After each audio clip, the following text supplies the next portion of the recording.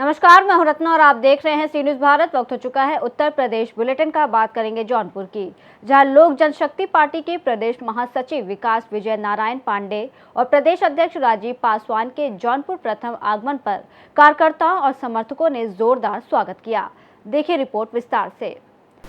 लोक जनशक्ति पार्टी के प्रदेश महासचिव व प्रवक्ता बनाए जाने के बाद विकास विजय नारायण पांडे एवं प्रदेश अध्यक्ष राजीव पासवान ने जौनपुर प्रथम आगमन पर कार्यकर्ताओं और समर्थकों ने जोरदार स्वागत किया। इस दौरान समाजवादी पार्टी द्वारा बाबा साहेब भीमराव अम्बेडकर के अपमान के खिलाफ सपा मुखिया अखिलेश यादव का पुतला दहन कर विरोध प्रदर्शन भी किया गया।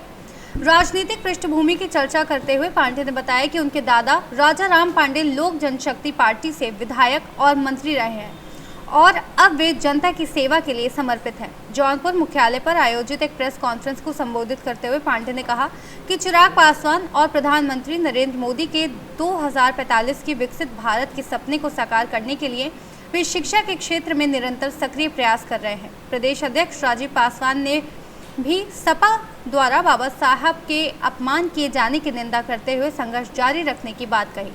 कार्यक्रम में प्रदेश उपाध्यक्ष प्यारेलाल सरोज, जौनपुर जिला अध्यक्ष रीता सरोज, प्रमोद कुमार, रत्नाकर त्रिपाठी सहित बड़ी संख्या में कार्यकर्ता एवं समर्थक उपस्थित रहे। किस चीज को लेकर के यहाँ पर? सबसे पहले तो सभी मेरे प्रेस मीडिया के साथी और सभी इलेक्ट्रॉनिक मीडिया चैनल के सबसे पहले मेरा नमस्कार सभी सम्मानित साथियों।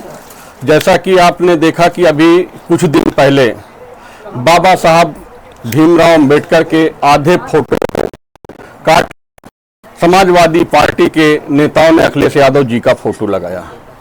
उसी की एक दिवसीय रथ यात्रा हमारी सुबह 10 बजे संगम प्रयागराज से निकली और आपके जौनपुर में समापन हुआ। बाबा साहब के सम्मान में लोक जनशक्ति पार्टी रामविलास मैदान में। बाबा साहब का सम्मान, हिंदुस्तान अपमान नहीं सहेगा बाबा साहब का। हमारी पार्टी मजबूती से बाबा साहब के सम्मान के साथ खड़ी हुई है। अभी आपने देखा कि समाजवादी पार्टी 2024 में जैसे ही लोकसभा चुनाव हुआ था, हमारे दलित समाज के ही सांसद को आगे करके उन्होंने कहा कि आरक्षण खतरे में है, संविधान खतरे में है, गुमराह करके उन्होंने उत्तर प्रदेश में कुछ सीटें हासिल कर ली हैं। समाजवादी पार्टी अखिलेश यादव जी कहते हैं कि हम दलित के हितैषी हैं। आप अगर दलित की हितैषी हैं तो आपने बाबा साहब का इतना बड़ा अपमान किया। इस अपमान को लोक जनशक्ति पार्टी नहीं सहेगी, न बर्दाश्त करेगी। आने वाले समय में समाजवादी पार्टी समाप्त होगी। हमारी पार्टी लोक जनशक्ति पार्टी 2027 में उत्तर प्रदेश में मजबूती के साथ चुनाव लड़ने जा रही है। जौनपुर से सी न्यूज़ संवाददाता पंकज भूषण मिश्रा की रिपोर्ट। आगे बात करेंगे बिजनौर की, जहां बाइक और इको कार की जोरदार भिड़ंत हो गई। क्या है पूरा मामला, देखिए इस रिपोर्ट में। बाइक और इको कार की हुई जोरदार भिड़ंत, कार पलटी, बाइक सवार 3 लोगों की हुई मौत। मजदूरी करने जा रहे थे 2 मजदूर और 1 मिस्त्री फरीदपुर गांव के निवासी थे। थाना प्रभारी और सीओ धामपुर मौके पर पहुंचे और घायलों को उपचार के लिए अस्पताल पहुंचाया, जहां इलाज के और शव पोस्टमार्टम के लिए भेजा। आज दिनांक 8/5/2025 को सुबह लगभग 8:15 बजे थाना नहटौर पर सूचना प्राप्त हुई कि कोतवाली देहात रोड पर ग्राम खुलसंदा में एक इको गाड़ी तथा एक बाइक जिस पर 3 व्यक्ति सवार थे, इनकी आमने सामने की टक्कर हो गई है। इस सूचना पर तत्काल स्थानीय पुलिस मौके पर पहुंची। मजरूरों को तत्काल स्थानीय CSC ले जाया गया। स्थानीय CSC द्वारा इनमें से 2 बाइक सवार व्यक्तियों को मृत घोषित कर दिया गया तथा तीसरे व्यक्ति को बेहतर उपचार हेतु हायर सेंटर रेफर किया गया। हायर सेंटर में दौरानी उपचार तीसरे व्यक्ति की भी दुखद मृत्यु हो गई है। संपूर्ण प्रकरण की विस्तृत जांच की जा रही है। परिजनों से तहरीर प्राप्त कर विधिक कार्रवाई अमल में लाई जा रही है। बिजनौर से सी न्यूज़ संवाददाता सलीम हाशमी के साथ फैजान अहमद की रिपोर्ट। गोंडा में उच्च न्यायालय के आदेश से सरकारी विद्यालय की जमीन पर बनी मस्जिद जमींदोज कर दी गई। देखिए ये पूरा मामला। ग्राम सभा बरौली के मजरा कुल्फतपुरवा में उच्च न्यायालय के आदेश से सरकारी विद्यालय की जमीन पे बनी मस्जिद जमींदोज कर दी गई। उप जिलाधिकारी तरफगंज राजीव मोहन सक्सेना के निर्देशन में तहसील तरफगंज के ग्राम बरौली, परगना ग्वारिच, थाना उमरी बेगमगंज स्थित अतिक्रमण को हटाने की कार्रवाई को सफलतापूर्वक संपन्न की गई। उप जिलाधिकारी तरफगंज द्वारा यह स्पष्ट किया गया कि शासकीय भूमि पर किसी भी प्रकार का अवैध अतिक्रमण स्वीकार नहीं है एवं भविष्य में भी इस प्रकार की प्रवृत्तियों के विरुद्ध कठोर कार्रवाई जारी रहेगी। था क्या है, ये कैसी बिल्डिंग है? ये एक्चुअली स्कूल की ज़मीन थी जिसपे एक मस्जिद ऑब्लिक मदरसा बना हुआ था, तो उसको उसके ध्वस्तीकरण के आदेश हो गए थे। जिलाधिकारी महोदय दिए गए निर्देश के क्रम में आज इसका ध्वस्तीकरण कराया गया। कौन सी जगह है ये बरौली गांव है।